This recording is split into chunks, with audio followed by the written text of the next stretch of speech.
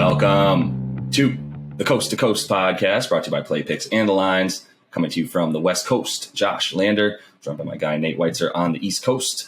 And we're looking at a pretty fun Monday night slate here as we get ready for the All-Star break coming up this week as well. In this one, we're taking a look at the Dubs headed to LA to take on the Clippers. We'll take a look at some of the best bets and player props in this one that Nate also does have on his great article up on playpicks.com. Make sure you check that out to start the week. And do like and subscribe to that page and check out the other couple videos we have for you today, including that player props video where we love to kick off the week super strong. Look to stay hot with those tonight. And as always, if you do still need a FanDuel or DraftKings account, head to fdpicks.com or dkpicks.com and find those listings in your area, such as what we've got for tonight's Monday night slate. Nate, let's get into it. Yeah, 9 games here tonight and a lot of good ways to bet here. Also, a lot of good DFS lineups to consider. We are looking here at the Warriors at the Clippers, which is the nightcap, and Dubs open as 6.5-point favorites right now. The total at 221 as well. Running through those 8 other games, we got Pistons +4 at the Wiz, the Thunder +8 at the Knicks, Kings -3 at the Nets. No Kyrie Irving, Ben Simmons not ready yet for Brooklyn. Blazers +15.5 at the Bucks. The other game we break down, Raptors -4 at Pelicans. The Spurs are +5 at the Bulls. Another big total there for the Chicago Bulls at 234. Rockets are +14 at the Jazz. And the Magic +11 at Denver. Look, with the Warriors, the Draymond Green effect is we have a large enough sample size at this point, and it is noticeable. It's a 9 points worse per 100 possessions defensive rating. Despite that, they have found ways to go under, but not as consistently as when Draymond was in. You look at their last meeting with the Clippers, they held the Clippers to 90 points, held them to an 18 to 24 assist to turnover ratio, which is crazy, and 9 for 28 from 3 with Draymond out there. You're going to expect some defensive regression there. Especially, it's going to be a completely different look for the Clippers on offense. Paul George scored 30 of those 90 points on 11 for 24 field goal shooting. Reggie Jackson went scoreless and was a -16 in his 21 minutes. So really, I think that's really the most telling stat, that he's barbecue chicken when he lines up against Steph Curry, who in his last 2 against the Clippers, averaging 39 points per game on God mode splits of 60, 60, 100%. I believe he had 25 in the first quarter in their opener this year against the Clippers or something like that. So I think we like a little bit more offense here, especially the way the Clippers have been playing lately, knowing, basically canceling the season. Kawhi's not coming back, Tyronn Lue admitted. That means Paul George is not going to push it to come back. That means they're gonna be okay just planning ahead for next season. And sort of since that admission, I don't know if it happened first behind closed doors or what happened. They got into a 270-point shootout with Indiana, and since then they are 10-2-1 to the over. They're scoring about 111 points per game. Their defensive rating has basically jumped 6 points to 116. And recently they've been especially bad guarding the three-point line. They're dead last in opponents' three-point shooting, allowing 43% and 14 makes per game in their last 3 home games. They've somehow gone 2-1 despite giving up 127 points per game in those 3 home games. I mean, I don't think you're going to beat Golden State giving up that kind of production because it's an avalanche once it gets started.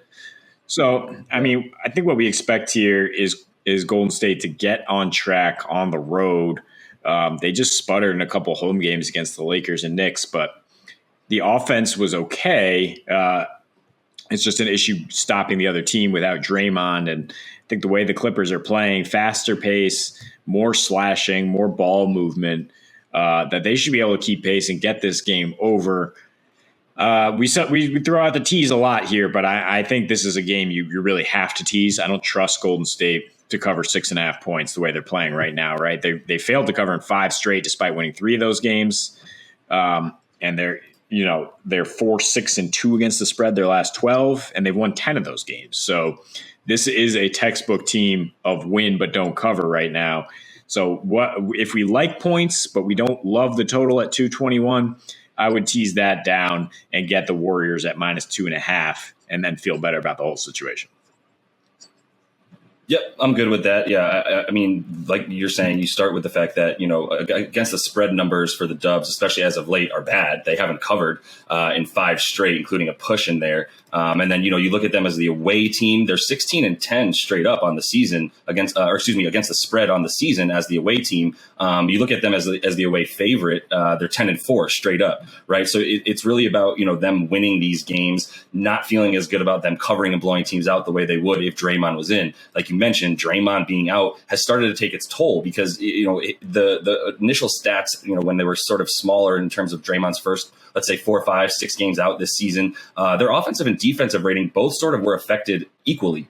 Which is surprising considering we know what Draymond does on offense, but we know exactly what he does on defense as Defensive Player of the Year candidate pretty much every season. And now it's when those sort of gaps are starting to split apart in terms of the difference in their offense without Draymond is starting to become a little bit more negligible. But the difference in their defensive rating without Draymond is starting to become incredibly impactful to the tune of 110 defensive rating without him, which is good enough for bottom half of the league at this point versus when he's in the game and they're essentially a top 2 or 3. If not the best defensive team in the league. You also add Iguodala being out. Obviously, that doesn't help their offense, their defense as well, a bit more than their offense from what he's able to do with his long arms in the passing lanes, et cetera.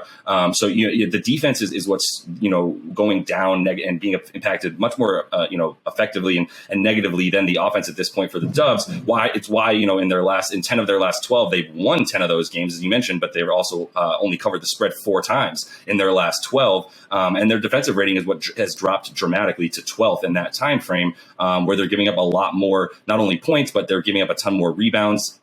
And then on offense, they're not assisting the same way that they normally do. Clearly, the best team in terms of their assist percentage on the season over the course of the season, but in their last 12, they are down to 12th in that really important category. Same with rebounding, down a ton since in the last 12. And a lot of this, like I said, it really just has to do with the fact that I think they need Draymond back. When they don't have Draymond, they also haven't had Iggy a bunch over the last 12 games as well. And so with the Clippers, what I'm looking at here is the same concept of not having defense anymore, to the point that you made, going over as much as they have as of late. One thing to keep in mind is Norman Powell is out tonight.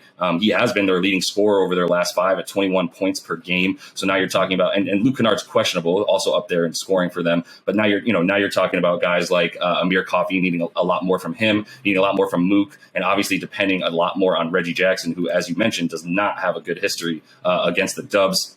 And another thing, real quick, too, the Clippers will be playing the first leg of a back-to-back tonight against the Dubs. Then they take on the next best team in the league, probably the Suns, who are probably the best team in the league, in Phoenix tomorrow night. The Dubs, for whatever you want to do with this stat, have won 16 straight games against opponents who are on the first leg of a back-to-back this season, dating back to last season, which is somewhat of an impressive stat, considering that the first leg is usually obviously when a team has a bit more, energy, but obviously teams looking ahead a little bit, and maybe even with the Dubs being as good as they've been, maybe even sort of folding against them. Although you can't really depend on that tonight when the team that they're playing tomorrow night is probably even better than the Dubs. So the point is, I do think that bodes well for the offense for the Clippers, who will continue to try to really bring it against the Dubs. And I think the Dubs are going to have not have too much trouble scoring tonight. One huge factor for them in those last 12 you mentioned where they've been sputtering a bit, they have increased their 3-point or their amount of shots that they're shooting from 3, the amount of points they're scoring from 3. Very unsurprisingly, considering Klay Thompson has been back for those games, and that's a guy actually I would consider tonight as well. He's got pretty low props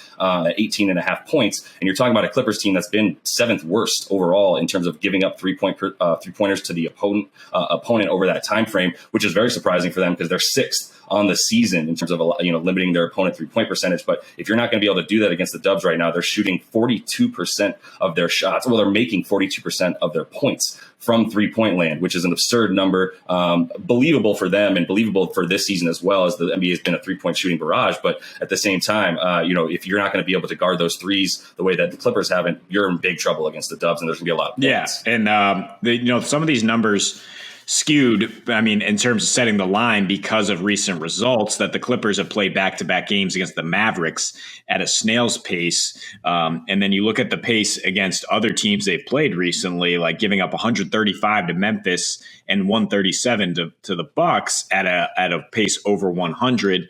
The Warriors also playing with much more pace in the right matchup. They've slowed it down twice against Utah, but in their last 10, still averaging 116, like you mentioned, hitting 17 threes per game at 40% clip, and the offensive rating nearly 120.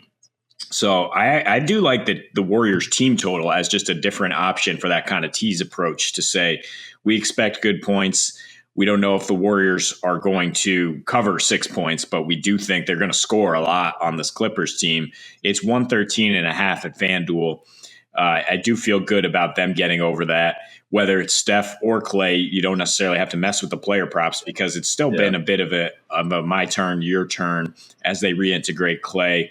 Still can't somehow trust Steph to get over his props, even though it's pretty low at 22.5 here, and he has cooked the Clippers. But it is something to consider there. The player performance double is always an option if you want to juke that money line and get Steph to score about 25 points in a win. I wouldn't argue with you there. I just think, with the Clippers, you've seen them just get an avalanche against them pretty often, against some of those better offensive teams. Like I mentioned, that they haven't covered at home necessarily 12 and 17 against the spread, but they are covering. It's only by an average of -4. So again, it just seems like we could have a close game tonight. I don't trust the spread, but I do trust the Dubs offense to bring it and hopefully get us near that total. If not, get over their team total. Yeah, that's a smart play too, and I mean Steph over their last 12, as we were using that sort of as our measuring stick there in terms of how many games over he's been struggling. He's been struggling for a while. The last 12, he's at 22 points per game. Klay Thompson's actually back up to about 23 almost at this point in the last 5. So I think you're talking about Klay's props still low enough at 18 that you feel better about it than taking Steph even at 22, just because of the fact that he's been the most double teamed player over the last 8 games as well per cleaning the glass. So there's a lot to like in terms of guys that are not Steph tonight, and we'd love to be able to pick this one as the one that it's his breakout back into just consistency land. But I don't know that I'm still ready to do so with him, just because they're winning without him needing to do that. So I don't see him needing to force any of that kind of stuff as they're still pulling out those W's, even if they're not covering, which is why, once again, maybe you just consider the Dubs money line, or you tease it down just to at least get it's more about the Dubs getting them to a lower point total in terms of the spread to me than it is eyeing that total and getting that down. So that is all the time we have for you in this one. Make sure you are liked and subscribed to that page and check out those other couple videos we've got for you today. And until we see you next, happy betting.